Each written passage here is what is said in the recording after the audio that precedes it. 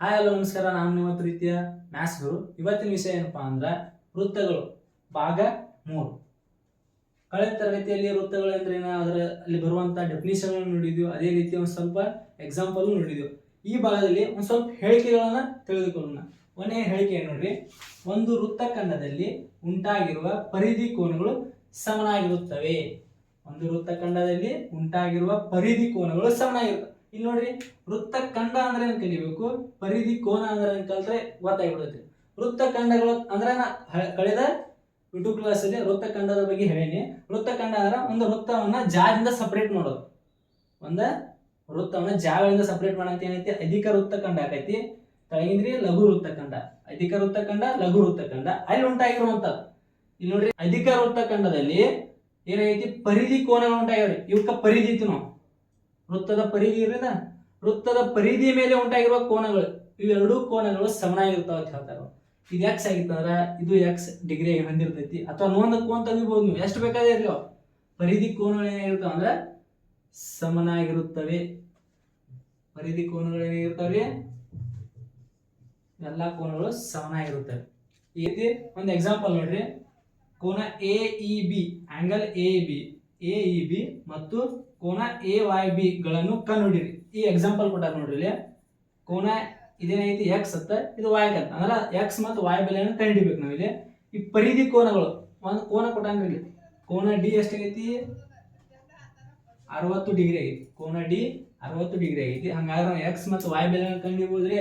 ಈ ಹೇಳಿಕೆ ಮೂಲಕ ಒಂದು ವೃತ್ತಖಂಡದಲ್ಲಿ ಉಂಟಾಗಿರುವ ಪರಿಧಿ ಕೋನಗಳು ಸಮನಾಗಿರ್ತಾವ. ಅಂದ್ರೆ ವೃತ್ತಖಂಡದಾಗ ಉಂಟಾಗಿರುವ ಪರಿಧಿ ಕೋನಗಳು ಎಲ್ಲಾ ಕೋನಗಳು ಏನಿರ್ತಾವ, ಸಮನಾಗಿರ್ತಾವ. ಹಂಗಾದ್ರೆ ನಾವು ಎಕ್ಸ್ ಬೆಲೆ ಎಷ್ಟಾದ್ರಿ, ಕೋನ ಎಕ್ಸ್ ಎಷ್ಟಾಗೈತ್ರಿ, 60 ಡಿಗ್ರಿ. ಅದೇ ರೀತಿ ಕೋನ ವಾಯ್ನು ಎಷ್ಟಾಗೈತ್ರಿ, 60 ಡಿಗ್ರಿ.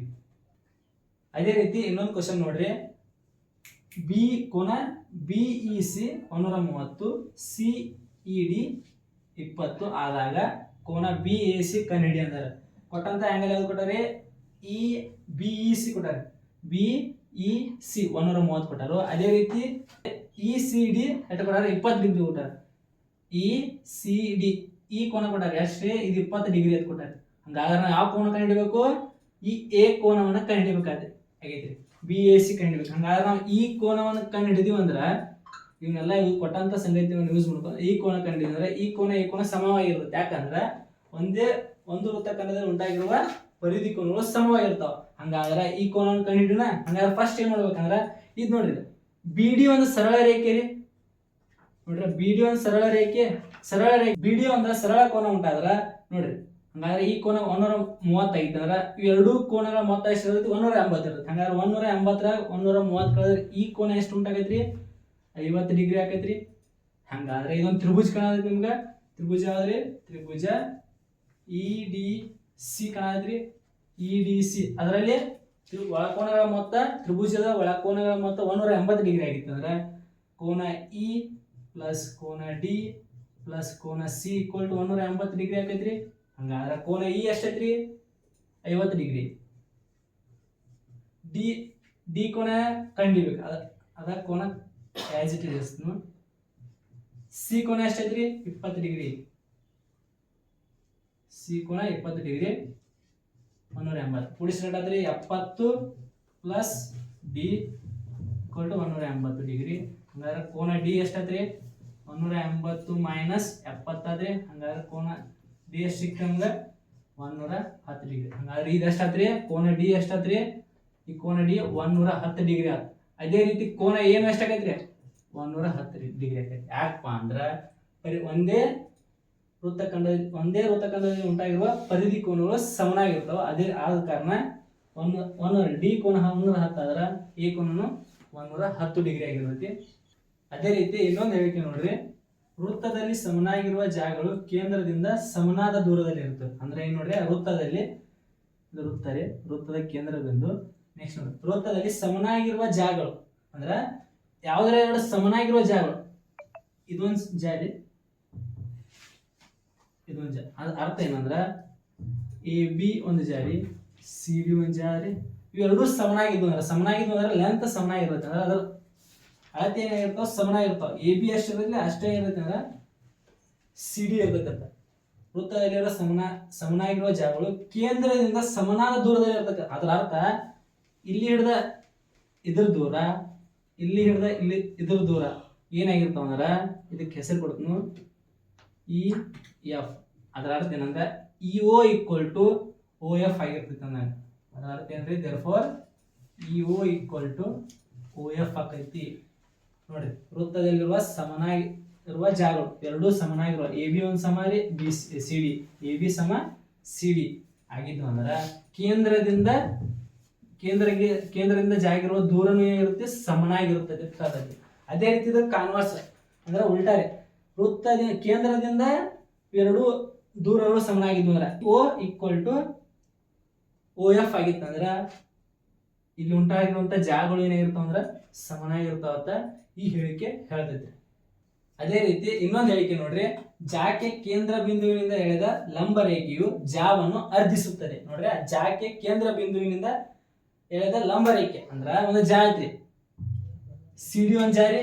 ಈ ಜಾಕೆ ಏನ್ ಮಾಡ್ಬೇಕಾಯ್ತು, ನಾವು ಒಂದ ಕೇಂದ್ರ ಬಿಂದುವಿನಿಂದ ಏನ್ ಮಾಡತ್ತಿದ್ವಿ, ಒಂದು ಲಂಬ ಎಳಿತಾನ. ಅಂದ್ರೆ ಲಂಬ ಅಂದ್ರೆ ಪರ್ಪೆಂಡಿಕ್ಯುಲರ್ ಎಳಿತೀನ್ರಿ, 90 ಡಿಗ್ರಿ ಆಗುವಂಗ.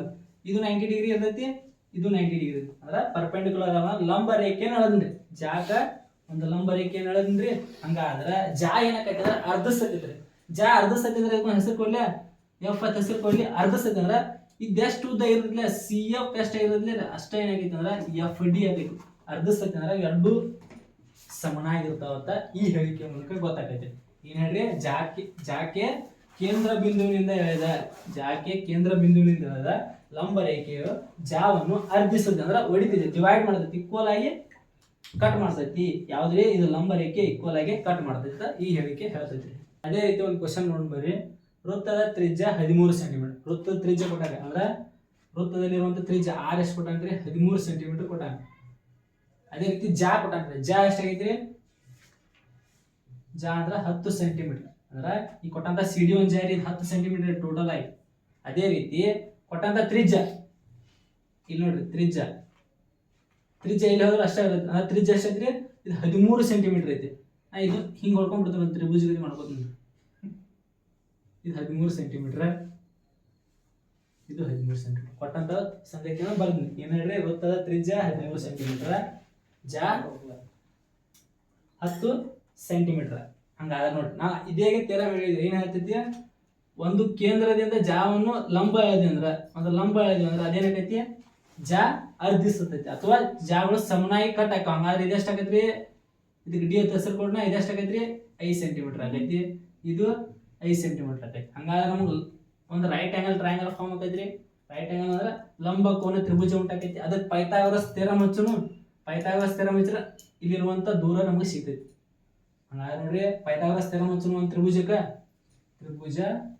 COD ಗಳಲ್ಲಿ ಪೈಥಾಗರಸ್ ಥಿಯರಂ ಪ್ರಕಾರ ತ್ರಿಭುಜ COD ಗೆ ಏನು ಪೈಥಾಗರಸ್ ಥಿಯರಂ ಹಚ್ಚುನು. ಪೈಥಾಗರಸ್ ನಿಯಮ ಏನು ಹೇಳ್ತೈತ್ರಿ, OC square equal to CD square plus OD square. ಹಂಗಾದ್ರೆ ನೋಡಿ, OC ಅಂದ್ರೆ ಎಷ್ಟೈತ್ರಿ, 13 ಸ್ಕ್ವೇರ್ ಈಕ್ವಲ್ ಟು CD ಅಂದ್ರೆ ಎಷ್ಟೈತಿ ನೋಡ್ರಿ, 5 ಸ್ಕ್ವೇರ್ ಪ್ಲಸ್ OD ಸ್ಕ್ವೇರ್. ಹಂಗಾದ್ರೆ ನಾವು OD ಕಂಡುಹಿಡಿಬೇಕಾಯ್ತ್ರಿ. ಹಂಗಾದ್ರೆ ನೋಡ್ರಿ ಏನಾಗೈತಿ, ಇದು 13 ವರ್ಗ 169. ಹಂಗಾದ್ರೆ ಪ್ಲಸ್ ಇದು ಕಡೆ ಬಂದ minus 25 equal to OD square ಸಿಗ್ತೈತಿ ನಮಗೆ. ಹಂಗಾದ್ರೆ ನೋಡ್ರಿ 169 25 ಕಳೆದ್ರೆ ಎಷ್ಟು ಬರ್ತೈತ್ರಿ, 144 ಬರ್ತೈತ್ರಿ. ಹಂಗಾದ್ರೆ ಇದು ವರ್ಗ ಇದು ಕಡೆ ಬಂದ್ರೆ ವರ್ಗ ಮೂಲ ಆಗೈತಿ, 144 OD ಸಿಗ್ತೈತಿ. OD ಈಕ್ವಲ್ ಟು ಎಷ್ಟು ಬಂತ್ರಿ, 12 ಬರ್ತೈತಿ. ಹಂಗಾದ್ರೆ ಈಗ ವೃತ್ತದಿಂದ ಜಾಕೆ ಇರುವ ದೂರ ಎಷ್ಟತ್ರಿ, 12 ಸೆಂಟಿಮೀಟರ್ ಆಯ್ತು.